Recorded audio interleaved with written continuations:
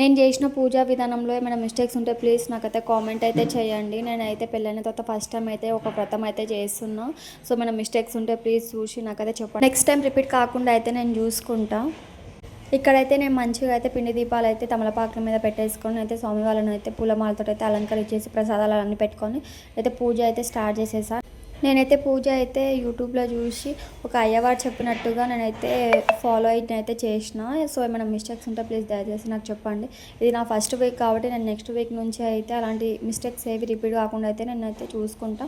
పూజ చేస్తుంటే మధ్యలో కరెంట్ అయితే పోయింది. సో ఆ చీకటిలో ఆ దీపాల వెలుగులో స్వామివారి అయితే చూడండి అసలుకి ఎంత కళగా కనిపించారు అంటే అసలు నాకైతే చాలా మంచిగా అనిపించింది. అసలుకి అయితే చాలా ప్రశాంతంగా అయితే వేసుకున్నా. సో మీరు కూడా అందరు నా కోరిక నెరవేరాలని చెప్పేసి బ్లెస్ చేయండి. సో అందరు కోరికలు నెరవేరాలి, అందరు బాగుండాలని చెప్పేసి నేనైతే మనస్ఫూర్తిగా అయితే నేను కోరుకుంటున్నా. సో ఇక్కడైతే ఫస్ట్ అయితే నేను వినాయకుడికి అయితే పూజ చేసుకున్న తర్వాత నేను స్వామివారికి అయితే పూజ చేసుకున్నా.